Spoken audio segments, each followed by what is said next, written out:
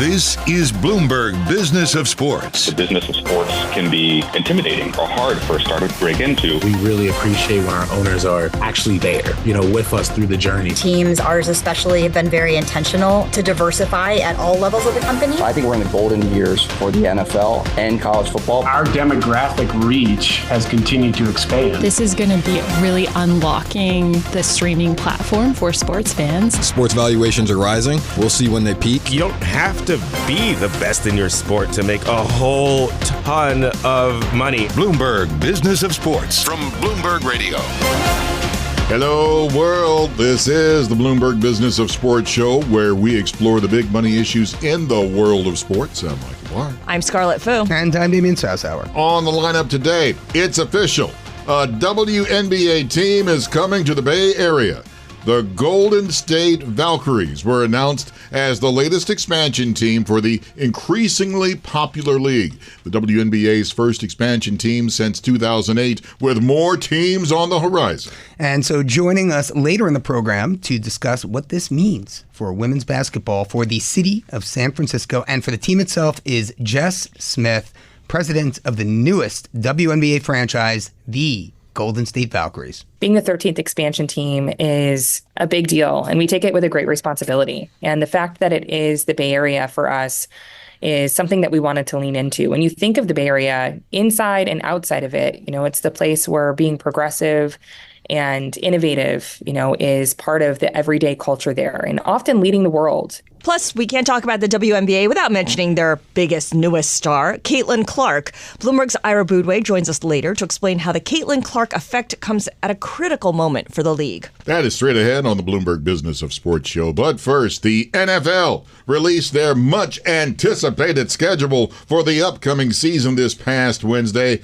And there are two games that is generating headlines. Can you hear right now Damian rubbing his hands? That's him being excited. And it's me being excited. Yeah, but not for the reasons you may think. Streaming giant Netflix is continuing its major strides into live sports programming, announcing it will stream 2 football games on Christmas Day this year, with the defending Super Bowl champs Kansas City Chiefs taking on the Pittsburgh Steelers and the Houston Texans taking on the Baltimore Ravens. With more on that major streaming deal, we are joined by Bloomberg Entertainment reporter Lucas Shaw. Lucas, welcome to the Bloomberg Business of Sports. Great to be here in person. Well, there are going to be a lot of fights this Christmas. Because think about it. I mean, it's one thing for Thanksgiving. When the Lions play Thanksgiving and the Cowboys play Thanksgiving and the Packers play on Thanksgiving, it's accepted. Yeah. We're just easing into this Christmas thing, and now this big deal has been announced. Well, I'm someone who looks forward to basketball on Christmas every day. So I'm sure the NBA is livid that the NFL is once again trying to claim another night, because I think as the NFL claims more days of the week and more times of the year, they're just stealing inventory from other sports because it's the most powerful sport in the U.S. and they can. And this is another case where they've added another partner. And I think if you were to ask, say, Amazon, which thought they were the sort of streaming partner for the NFL, they'd be pretty frustrated that suddenly Netflix has a couple of games. So the lesson here is that there are no exclusive partnerships with the NFL. The NFL does whatever it wants. I think the last thing you said is the key part. Yes, the NFL does whatever the heck it wants at all times, and there's nothing that anyone can do about it. What happened to Netflix saying, oh, no, we're not interested in live sports? Well, they've been softening on that. Ever since they introduced their advertising business a couple of years ago, they've started to also invest in live events. They had a live comedy special from Chris Rock. They had a live reunion of the hit show Love is Blind.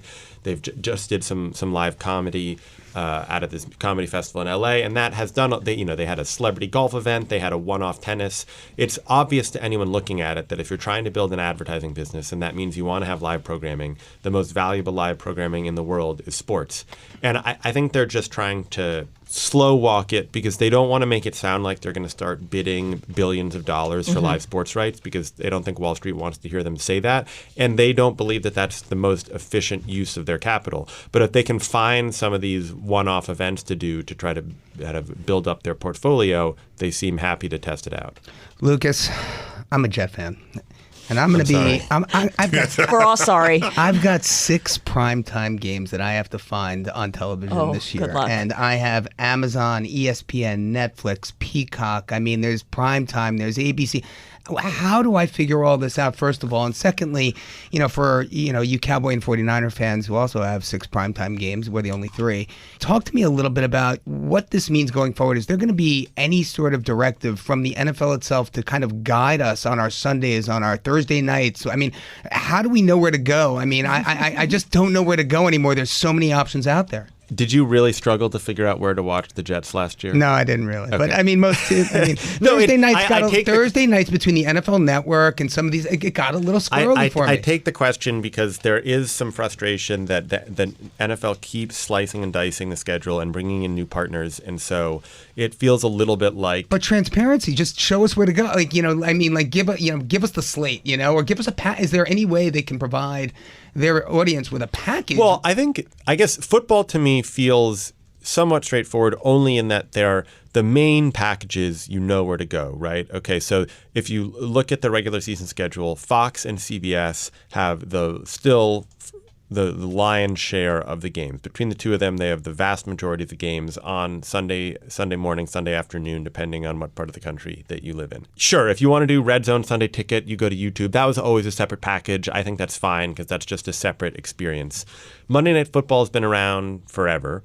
The newer ones are Thursday, the occasional Saturday, and then this Netflix thing is just Christmas. I think the one that really freaked people out was Peacock with the playoffs because suddenly you had to sign up for another service to access it. It seems like it was a big success. The playoffs are different from the regular season. That just becomes an added wrinkle here. Right. For Damian, I mean, I know it's not been an issue for you with the Jets. Well Lucas, I'm glad you said it because I was going to. Thanks, Scarlet. Feel that dagger in the side of my. But Lucas, I mean, here's the thing. For me, you just said success, and how do you define success? Yes, successful from the perspective of the NFL, but or from the perspective of Peacock. Okay, but how can exactly? But how long can they continue this with this audience? I mean, look, I know NFL is the greatest sport on earth.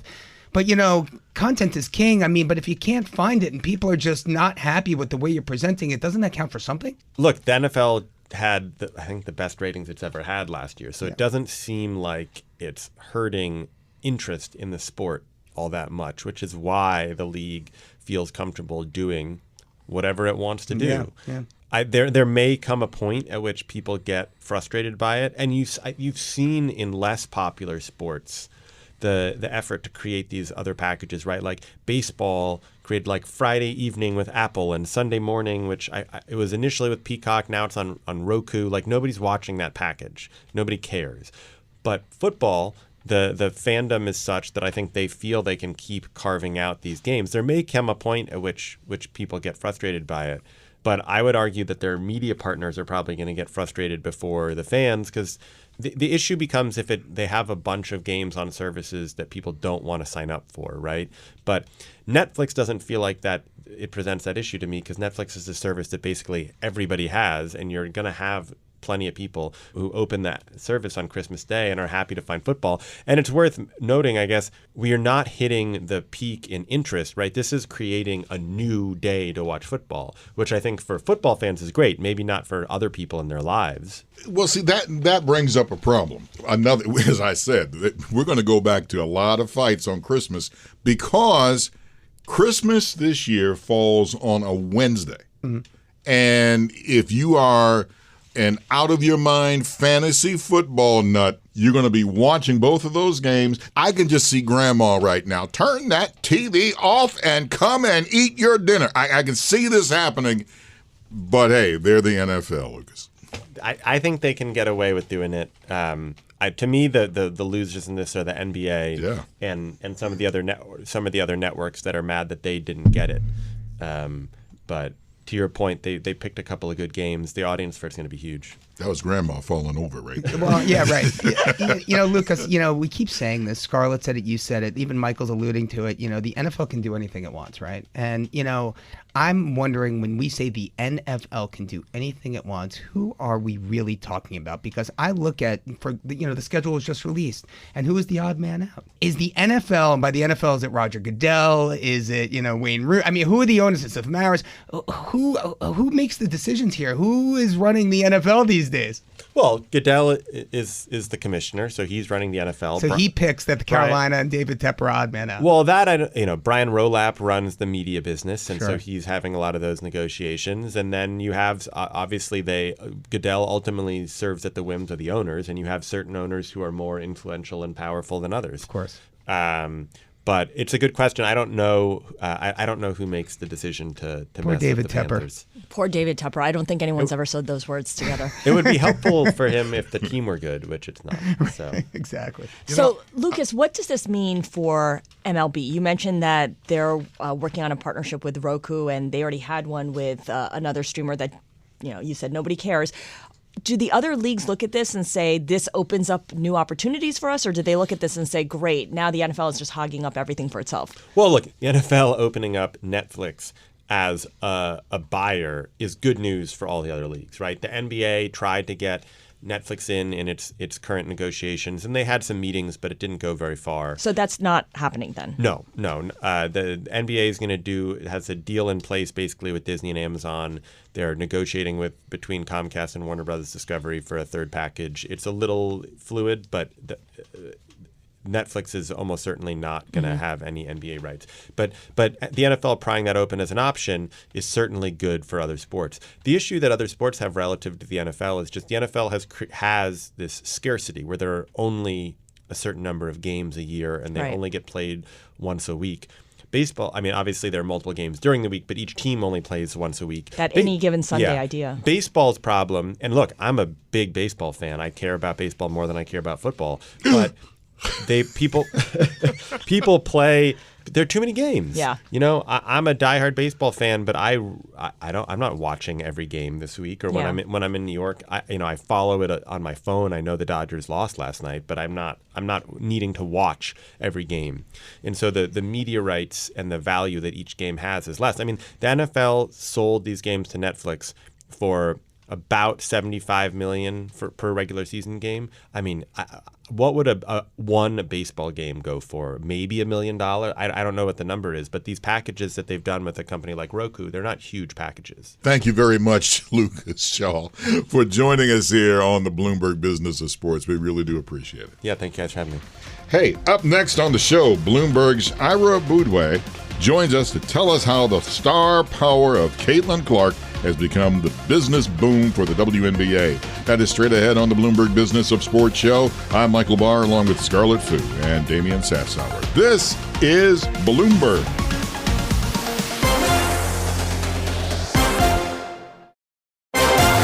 This is Bloomberg Business of Sports from Bloomberg Radio.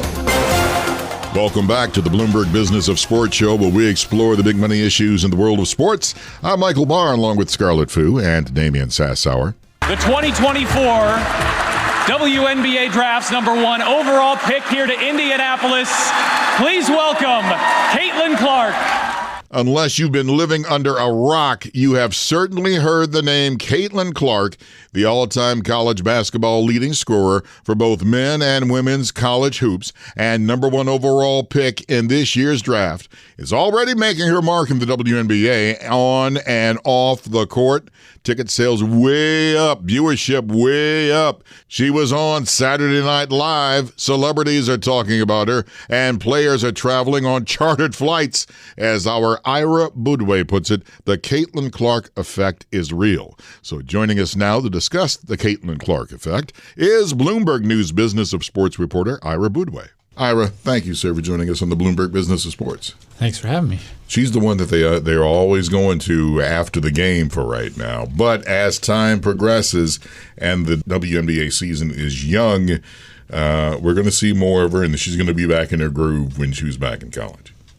Yeah, I think so. I think everyone says that she's the real deal, that it's not just hype. And I don't think you are the all-time leading scorer in college and the all-time leading three-point shooter in college if you don't have some real talent. So, I think where the ceiling is remains to be seen, but the floor is high. A lot has been made about how much money she's potentially giving up by moving from college sports, college basketball to the professional leagues, the WNBA, because of the rookie salary, the first-year salary for players. Why is this a red herring? Why is this not the real story? Well, it's interesting because, of course, pay in college doesn't come from your school, at least not technically, right? Any money you're going to get in college is basically a marketing agreement, a sponsorship deal. They call it NIL, name, image, likeness at the college level, but it's really the same thing at the professional level. So Caitlyn Clark was making millions as a player with the Iowa Hawkeyes. She's going to continue to make millions as a player in the WNBA. It's just that most of that money will come from her marketing partners, Nike, Gatorade, and so forth, State Farm.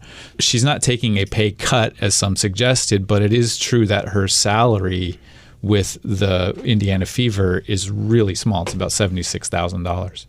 So, Ira, let's talk a little bit about Caitlyn Clark's impact on sports gambling, because when she was with the Hawkeyes, if I'm not mistaken, I don't have the statistics in front of me, the amount of gambling that went on the Iowa Hawkeyes, on Caitlyn Clark, on their team to win, et cetera, was through the roof. Are we seeing some similarities now that she's moved to the WNBA and to the Indiana Fever? Yeah, I got a pitch from a gambling house. The handle, the amount bet on her first game was the most ever for a WNBA game that they'd seen. And I think that's just one more indicator of the interest that she drives. So you see it in ticket sales. For the Indiana Fever, they're going from about 4,000 people attending per game to, they think, capacity crowds probably about 17,000 for most games. And you see it in ratings. She drew millions to watch Hawkeyes games, way above what the records had been before. You see it in merchandise. Dick's Sporting Goods is selling her gear nationwide, which they've never done for a WNBA player before. So betting is just one more way in which people follow her more than they ever have a women's basketball player. Well, Ira, let's just crystallize this for the sharps out there. I'm looking at the odds to win the WNBA MVP this year, right? And obviously, Aya Wilson of the Las Vegas Aces, she's the champ, reigning champion. The Liberty's Breanna Stewart is second. But then Caitlyn Clark is third at plus 900. Are we seeing maybe the fact that people are getting a little too hyped up with Caitlyn Clark for her to be in third for the MVP running in this year's? Is that realistic? Is that logical? Does that make any sense in the world we live in? I don't know. I think it's, you would see this with Tiger Woods. Whenever you see a sort of transcendent figure in sports, and she's been compared to Tiger Woods, Michael Jordan. So great for the books, yeah. Great for the interest in betting on her. People are going to probably, squares are going to take that bet.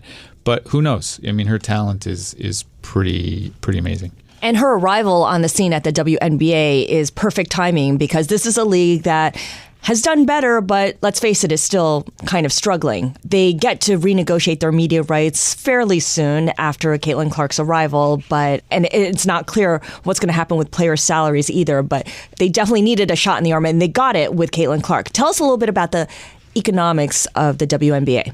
Yeah, she comes along at a really critical moment, and I think arguably a perfect moment for the league, which has been trying to sort of raise its profile over the last few years. They raised money, took in outside investors for $75 million worth of investment to kind of increase their marketing presence. And they are in the process now of negotiating some of their major media rights deals, which is the main source of revenue. The rest they'll do over the next 18 months or so.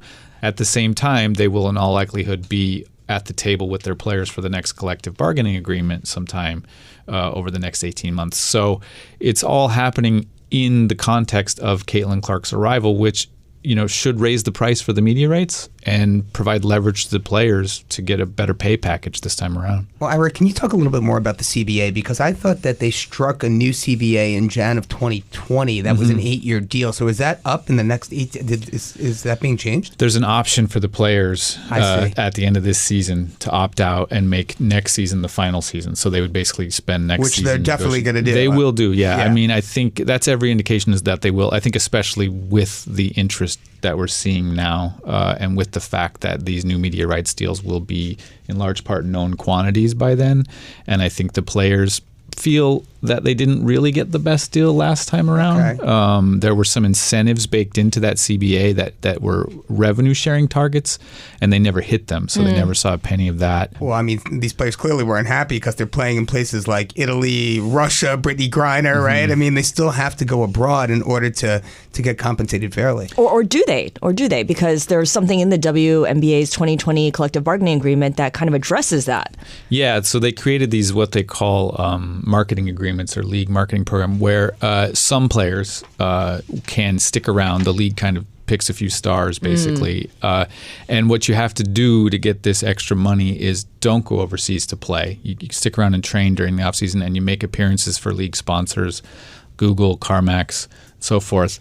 And you can make, on top of your salary, you can make another, $250,000.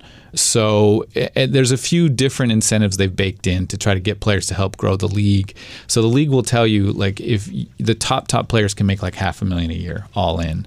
So it's not as bad as the $76,000 rookie salary for Caitlyn Clark makes it look, but it's still not millions, which you might expect for elite professional athletes. Now, Ira, let me ask you this. I know that the NBA's package, their TV rights are coming up, as we know. What's the deal with the WNBA? Do they piggyback off the NBA's efforts there? Do they have their own negotiations that take place? And when do those come up? It's a hybrid. So the biggest partner that the WNBA has is ESPN, and that was bundled in with ESPN's big deal with the NBA, which kicked in 2016. That is on the table right now. Indications are ESPN's going to renew and that the WNBA will be included in that. Okay. And then there's also reporting by us and others that Amazon is going to get an NBA package this time around for Amazon Prime. Amazon Prime already has WNBA games. Okay. They're a separate package. So it looks like they're going to add to their WNBA inventory in this bigger deal with the NBA.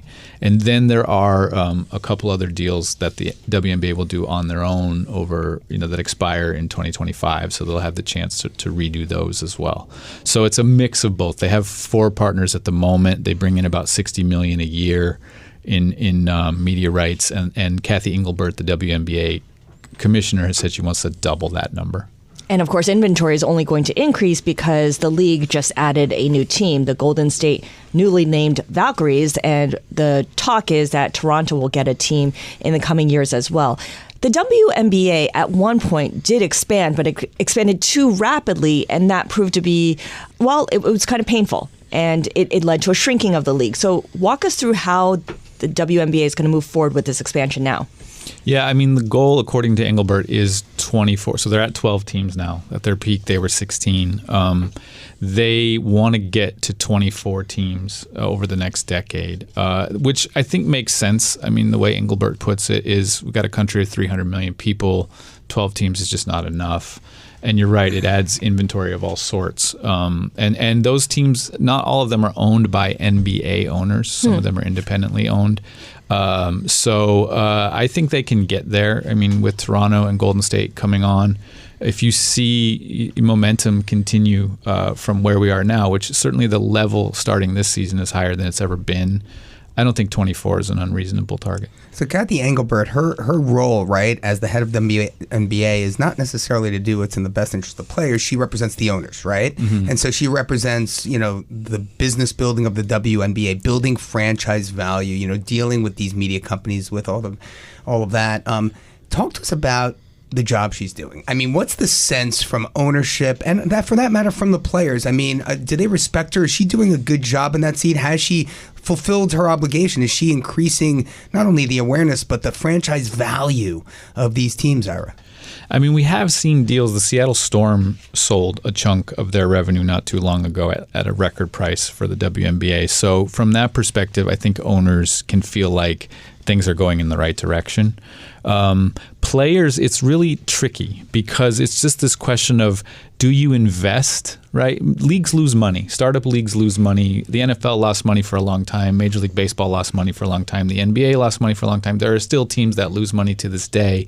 So it's not like a highly profitable enterprise necessarily, at least until you get way into developing the like long-term allegiances that are the lifeblood of sports. So the players can argue, look, you have to invest in us now, right? And then it will be what you want it to be later. And you see this played out recently with charter flights. So the league did not have, the players flew commercial between games until this year. And you saw for Caitlyn Clark's first preseason game, it was a news story. Her at the baggage carousel, the person who sat in the same row with her talking to local news reporters. and then like 4 days later, Kathy Engelbert came out and said, we're going to get charter flights as soon as we can get them set up. And Delta, they stepped up as a partner to fund this. It's like $25 million a year to do. They'd been really hesitant to do it because the owners were like, how can we keep stomaching these costs if we're not bringing in the revenue? So that balancing act of what comes first is what she's working with now. And I think what happens is Clark accelerates both the revenue, the corporate partners, and the pressure to pay the players. And Global Business of Sports reporter Ira Boudway. Thank you again, my man. Appreciate it. Thank you. Up next, we stay on the topic of the WNBA and speak to the president of the league's newest expansion team, the Golden State Valkyries. Jess Smith joins us on the other side. That's straight ahead on the Bloomberg Business of Sports. I'm Michael Barr, along with Scarlet and Damian Sassower. You're listening to the Bloomberg Business of Sports on Bloomberg Radio around the world.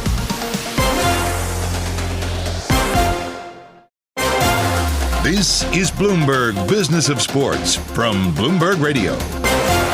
This is Bloomberg Business of Sports, where we explore the big money issues in the world of sports. I'm Michael Barr, along with Scarlet and Damian Sassower. Today, I learned what a Valkyrie is. It's a strong, bold, and fierce female goddess who work together to guide fallen warriors. That's according to Nordic folklore. But now they have come to the Bay Area as the WNBA last Tuesday announced that the league's 13th expansion team, their first since 2008, the Golden State Valkyries, with the team's inaugural season tipping off next year. So joining us to discuss is the president of the team, Jess Smith. Jess, welcome to the Bloomberg Business of Sports, and congratulations. Thank you so much. That intro is pretty epic. I'm going to need you to do that every time I walk into a room. Just call me. I'll put it on tape, and that'll work. I'll do it for you. Perfect. Well, this is, first of all, again, this is a big move, and it's like the WNBA expanding.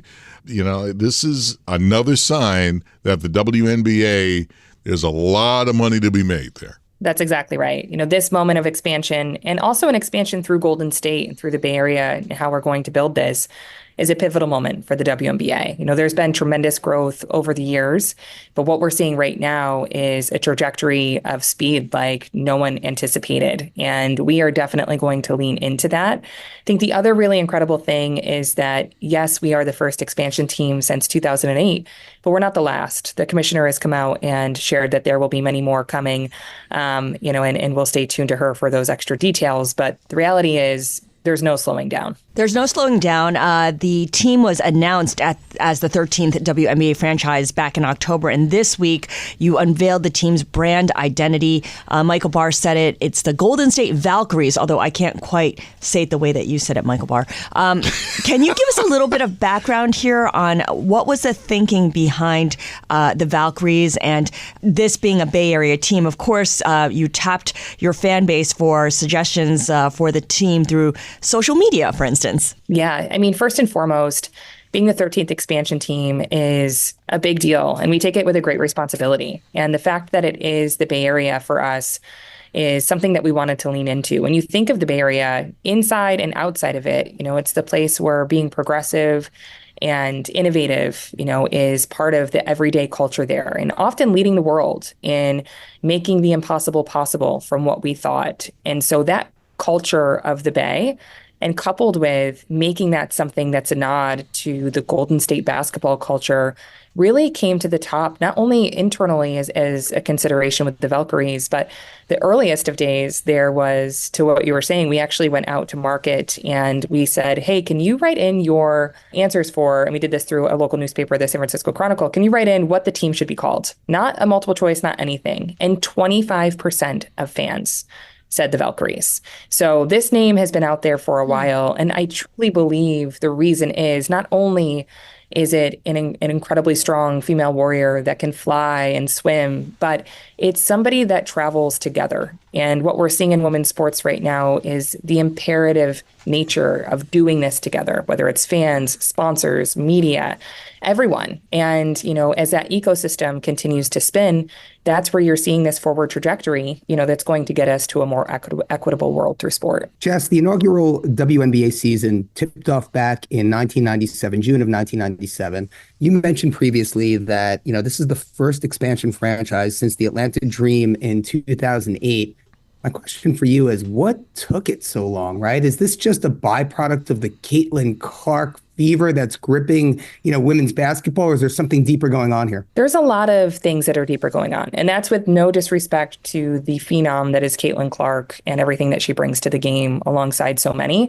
But when you really reflect back, this starts with Title IX. My generation, we thought it was normal to see women playing sports in college. And prior to that, that wasn't the case. So exposure to sport, continuation of sport, and so forth has been in motion for a long time. The W, it was a pivotal moment. I remember seeing that announcement come out. I think I was 13 years old, to be like, oh my gosh, this is incredible. There's finally a professional women's basketball league here. And, there were a lot of learnings that came along the way.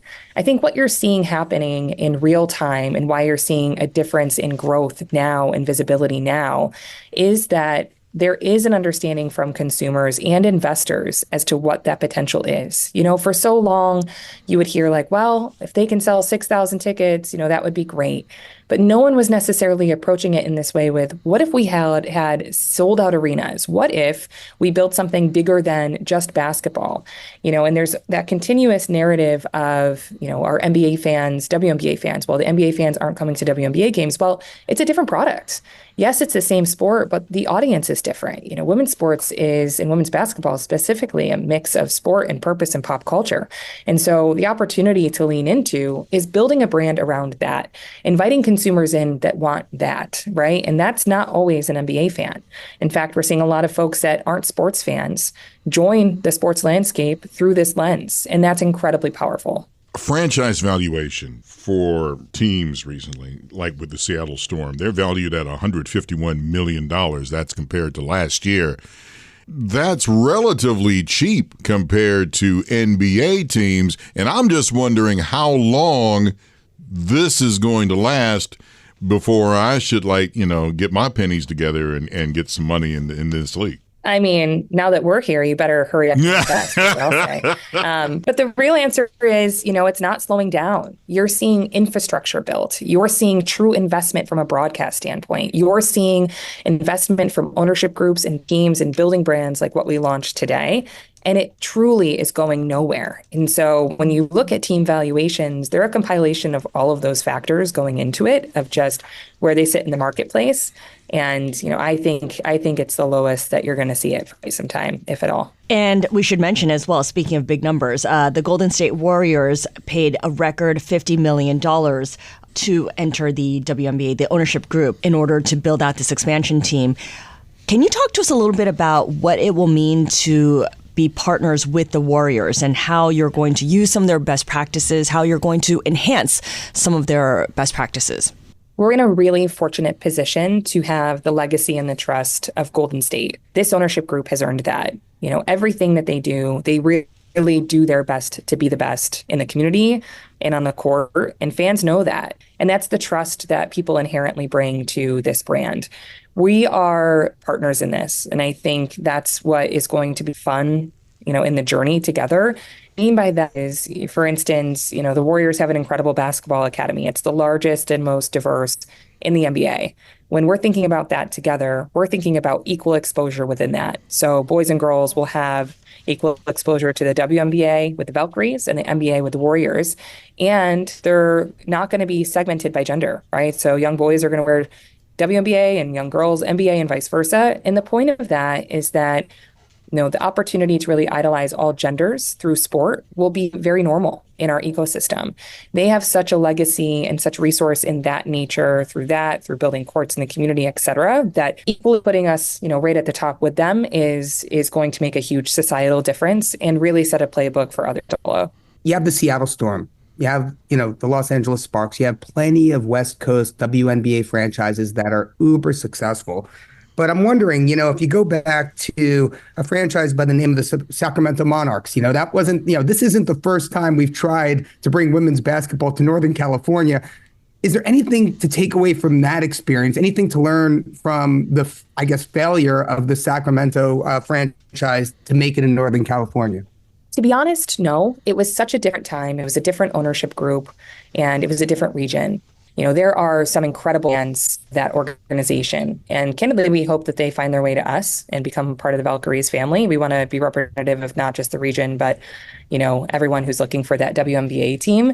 But it's a really non-comparable moment to what we're building today. I think the important thing to note is that we can't take our foot off the gas. With the growth seen collectively, and the foot off the gas collectively has to come from everyone. From broadcast, from fans, from brands, right? Fans now understand that when you buy merchandise, when you buy a ticket, when you show up to games, when you share on social media accounts, when you follow athletes, that's what's driving this forward. And that's what, their consumer power is being rewarded by these other entities. So I think the biggest thing is just making sure that continued education of consumers, brands, and media come together for the output that we have. Toronto will be awarded the league's 14th franchise. And that team will start to play on May 2026. But this isn't going to stop at 14. This is going to continue to grow, and the divisions are going to grow, and then we're going to have the problems where everybody's making the playoffs like the NBA because you're going to have so many teams. How long do you see that happening? What a great problem to have. Yeah. You have so many teams making the playoffs and people wanting to see them play in that competitive landscape. Yeah, Kathy, the commissioner of the WNBA, has done a great job of keeping everyone posted as to the league's growth plans. And I think what's happening right now that's really special is the collaboration that you're seeing between the league and the Players Association and every stakeholder alongside them. And so it's a huge opportunity for growth, both in expansion and other details like media. I have to ask this one last question. The new young guns are coming in, and big names in the WNBA are now retiring. We're at that point now in the WNBA where we're flipping the page. Absolutely. And what you saw happen at the WNBA draft and what you're seeing through this class, it's not just Caitlyn. It's numerous names that are now household names, coming into the WNBA. And when you look at the trajectory of college basketball, that's not going to stop anytime soon, if at all, right? So the talent that's flooding into the league right now with this star power to complement the incredible veterans that have been a part of this league for so long is a really powerful moment. It, in some ways, to your point, does feel like a change of the guard. And I can't wait to see what so many of these athletes, that do move on from the league are a part of, moving forward from a commercial part, too. But this talent pool, how many household names are also freshmen, right? You hear people talk about Hannah Hidalgo and Juju Watkins and so forth. That level of just knowing women's basketball and then now waiting for them to enter the draft portal is bringing a lot of that consumer attention. Jess Smith, president of the Golden State Valkyries. You can have that because I'm going to give that to you when you want to play that and you want people to walk in the room. WNBA expansion franchise for the 2025 season. Jess Smith, thank you so much for joining us on the Bloomberg Business of Sports. Thank you so much for having me. We're just getting started, so look forward to keeping in touch. Our special thanks to Jess Smith, president of the Golden State Valkyries. This has been the Bloomberg Business of Sports show. Thank you for tuning in. For my colleagues Scarlet and Damian Sassower, tune in again next week for the latest on the stories moving big money in the world of sports. You're listening to Bloomberg Business of Sports from Bloomberg Radio around the world.